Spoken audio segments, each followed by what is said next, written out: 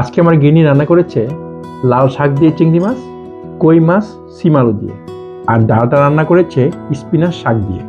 দেখি কেমন হয়েছে।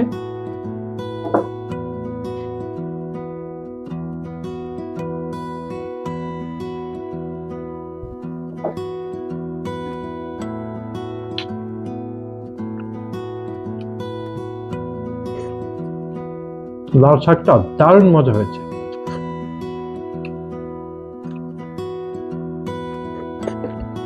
তাজা শাকের মজাই আলাদা।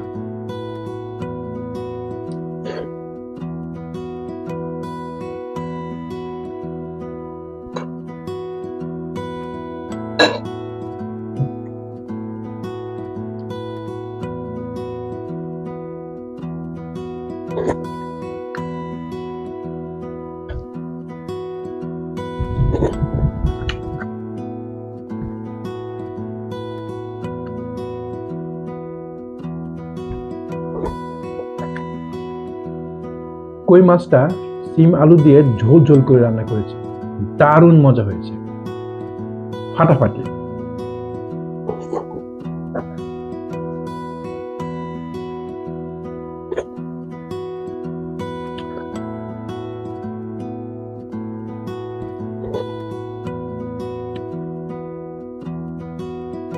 দেখি ডালটা কেমন হয়েছে।